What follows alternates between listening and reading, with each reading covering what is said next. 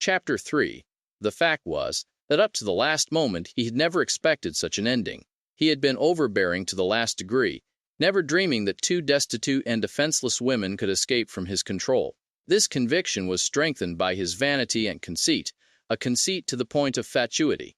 Fyodor Petrovitch, who had made his way up from insignificance, was morbidly given to self-admiration, had the highest opinion of his intelligence and capacities, and sometimes even gloated in solitude over his image in the glass.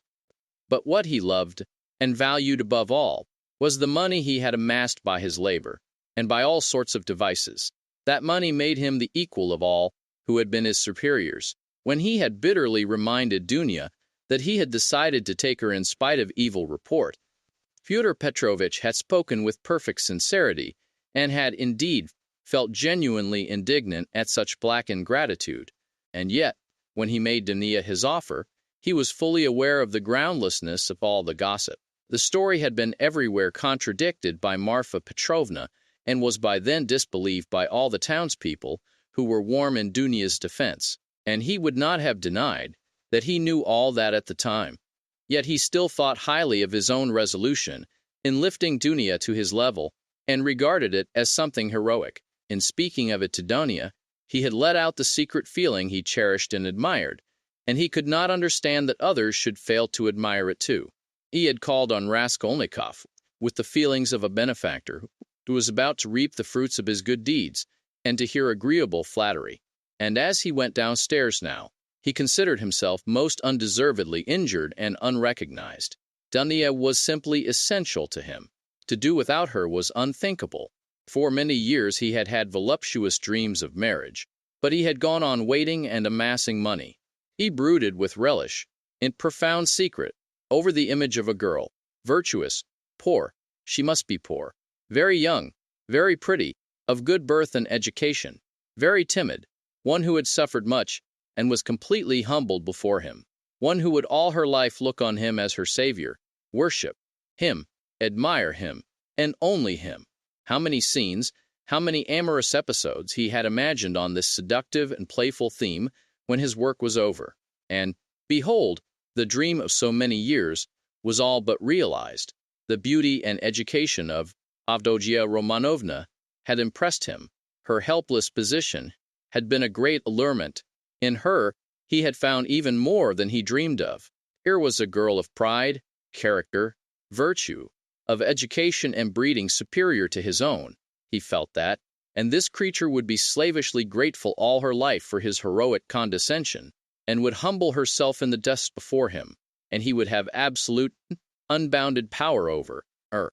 Not long before, he had, too, after long reflection and hesitation, made an important change in his career, and was now entering on a wider circle of business. With this change, his cherished dreams of rising into a higher class of society seemed likely to be realized. He was, in fact, determined to try his fortune in Petersburg. He knew that women could do a very great deal. The fascination of a charming, virtuous, highly educated woman might make his way easier, might do wonders in attracting people to him, throwing an aureole around him, and now everything was in ruins. This sudden horrible rupture affected him like a clap of thunder. It was like a hideous joke, an absurdity. He had only been a tiny bit masterful, had not even time to speak out, had simply made a joke, been carried away, and it had ended so seriously. And, of course, too, he did love Dunya in his own way. He already possessed her in his dreams, and all at once. No, the next day, the very next day, it must all be set right, smoothed over, settled. Above all, he must crush that conceited milksop who was the cause of it all. With a sick feeling, he could not help recalling Razumihin too, but he soon reassured himself on that score, as though a fellow like that could be put on a level with him. The man he really dreaded in earnest was Svidrigailov. He had, in short, a great deal to attend to.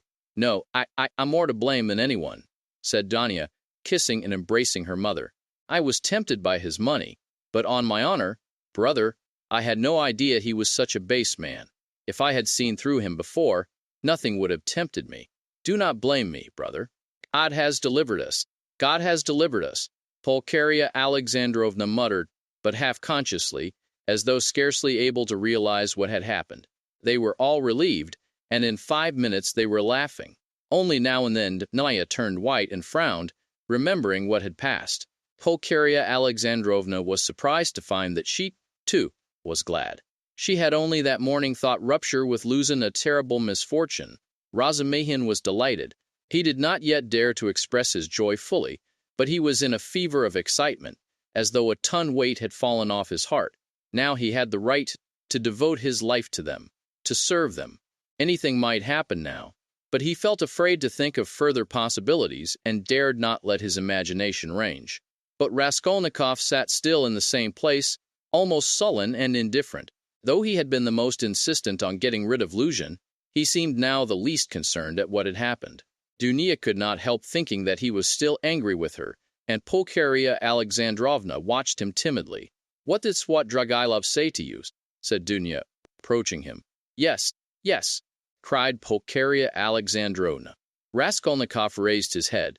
"He wants to make you a present of 10,000 rubles, and he desires to see you once in my presence. See her." "On no account," cried Pulcheria Alexandrovna. "And how dare he offer her money?" Then Raskolnikov repeated, rather dryly, his conversation with Svidrigailov, omitting his account of the ghostly visitations of Marfa Petrovna, wishing to avoid all unnecessary talk. "What answer did you give him?" asked Dunya. "At first I said I would not take any message to you. Then he said that he would do his utmost to obtain an interview with you, without my help. He assured me that his passion for you was a passing infatuation. Now he has no feeling for you. He does not want you to marry Luzhin. His talk was altogether rather muddled. How do you explain him to yourself, Aradia? How did he strike you? I must confess I do not quite understand him. He offers you 10,000, and yet says he is not well off. He says he is going away, and in 10 minutes he forgets he has said it. Then he says he is going to be married and has already fixed on the girl. No doubt he has a motive, and probably a bad one. But it is odd that he should be so clumsy about it. If he had any designs against you, of course I refuse this money on your account, once for all. Altogether, I thought him very strange. One might almost think he was mad. But I may be mistaken. That may only be the part he assumes. The death of Marfa Petrovna seems to have made a great impression on him." "God rest her soul," exclaimed Pulcheria Alexandrovna. "I shall always, always pray for her. Where should we be now, Dunya, without this 3,000? It is as though it had fallen from heaven. Why, Rodia, this morning we had only 3 rubles in our pocket, and Dunya and I were just planning to pawn her watch, so as to avoid borrowing from that man until he offered help." Dunya seemed strangely impressed by Svidrigailov's offer. She still stood meditating. "He has got some terrible plan," she said in a half-whisper to herself, almost shuddering. Raskolnikov noticed this disproportionate terror. "I fancy I shall have to see him more than once again," he said to Dunya. "We will watch him. I will track him out," cried Razumihin, vigorously. "I will not lose sight of him. Rodia has given me leave. He said to me himself just now, 'Take care of my sister.' Will you give me leave too, Avdotia Romanovna?" Dunya smiled and held out her hand, but the look of anxiety did not leave her face. Pulcheria Alexandrovna gazed at her timidly, but the 3,000 rubles had obviously a soothing effect on her. A quarter of an hour later, they were all engaged in a lively conversation. Even Raskolnikov listened attentively for some time, though he did not talk. Razumihin was the speaker. "And why should you go away?" he flowed on ecstatically.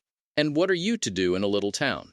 The great thing is, you are all here together and you need one another. You do need one another. Believe me, for a time, anyway. Take me into partnership, and I assure you, we will plan a capital enterprise. Listen, I will explain it all in detail to you, the whole project. It all flashed into my head this morning, before anything had happened. I tell you what, I have an uncle. I must introduce him to you. A most accommodating and respectable old man. This uncle has got a capital of 1,000 rubles, and he lives on his pension and has no need of that money. For the last 2 years he has been bothering me to borrow it from him and pay him 6% interest. I know what that means. He simply wants to help me. Last year I had no need of it, but this year I resolved to borrow it as soon as he arrived.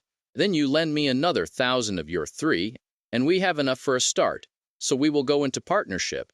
And what are we going to do? Then Razumihin began to unfold his project, and he explained at length that almost all our publishers and booksellers know nothing at all of what they are selling, and for that reason they are usually bad publishers, and that any decent publications pay as a rule and give a profit, sometimes considerable one. Razumihin had, indeed, been dreaming of setting up as a publisher. For the last 2 years he had been working in publishers' offices, and knew 3 European languages well, though he had told Raskolnikov 6 days before that he was schwach in German with an object of persuading him to take half his translation and half the payment for it. He had told a lie then, and Raskolnikov knew he was lying. Why should we let our chance slip when we have one of the chief means of success, money of our own?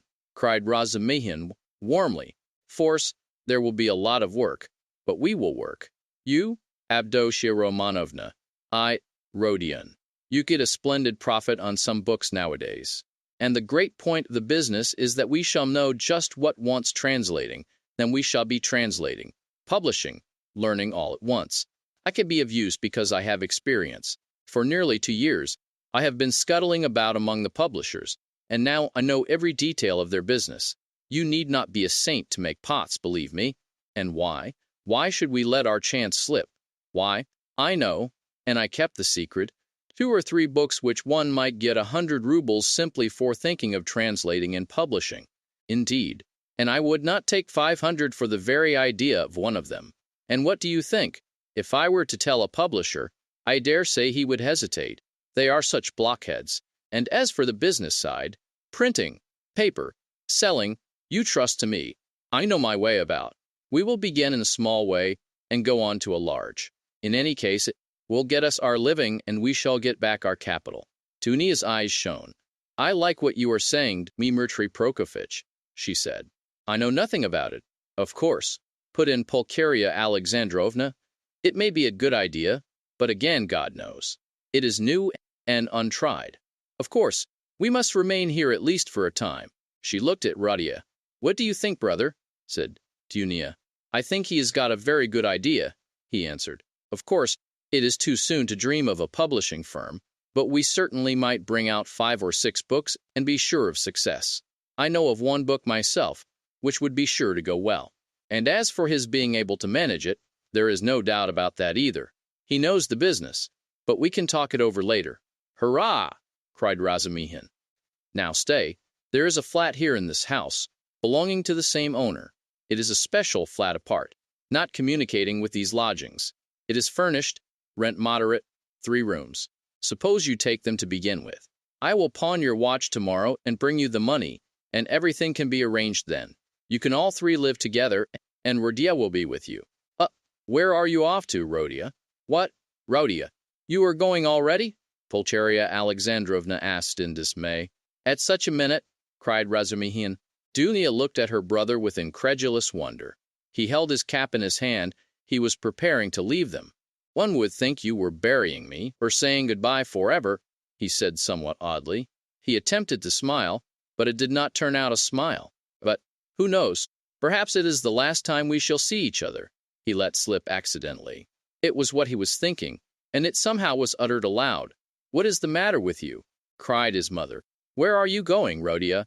Asked Dunia rather strangely. Oh, I am quite obliged to, he answered vaguely, as though hesitating what he would say. But there was a look of sharp determination in his white face. I meant to say, as I was coming here, I meant to tell you, mother, and you, to Dunia, that it would be better for us to part for a time. I feel ill. I am not at peace. I will come afterwards. I will come of myself, when it is possible. I remember you and love you. Leave me alone. I has decided this even before. I am absolutely resolved on it. Whatever may come to me, whether I come to ruin or not, I want to be alone. Forget me altogether. It is better. Do not inquire about me. When I can, I will come of myself, or I will send for you. Perhaps it will all come back, but now if you love me, give me up, else I shall begin to hate you. I feel it. Goodbye. Good God, cried Pulcheria Alexandrovna. Both his mother and his sister were terribly alarmed. Razumihin was also. Rodia, be reconciled with us. Let us be as before, cried his poor mother. He turned slowly to the door, and slowly went out of the room. Dunya overtook him. "Brother, what are you doing to mother?" she whispered, her eyes flashing with indignation. He looked dully at her. "No matter, I shay come. I am coming," he muttered in an undertone, as though not fully conscious of what he was saying, and he went out of the room. "Wicked, heartless egoist," cried Dunya. "He is insane, but not heartless. He is mad. Do not you see it? You are heartless after that," Raskolnikov whispered in her ear, squeezing her hand tightly. "I shall be back directly," he shouted to the horror-stricken mother, and he ran out of the room. Raskolnikov was waiting for him at the end of the passage. "I knew you would run after me," he said. "Go back to them. Be with them. Be with them tomorrow and always. Perhaps I shall come, if I can. Goodbye." And without holding out his hand, he walked away. "But where are you going? What are you doing? What is the matter with you? How can you go on like this?" Raskolnikov muttered, at his wits' end. Raskolnikov stopped once more. "Once for all, never ask me about anything. I have nothing to tell you. Do not come to see me. Maybe I will come here. Leave me, but don't leave them. Do you understand me?" It was dark in the corridor. They were standing near the lamp. For a minute they were looking at one another in silence. Raskolnikov remembered that minute all his life. Raskolnikov's burning, intent eyes grew more penetrating every moment, piercing into his soul, into his consciousness. Suddenly Raskolnikov started. Something strange, as it were, passed between them. Some idea, some hint, as it were, slipped, something awful, hideous, and suddenly understood on both sides.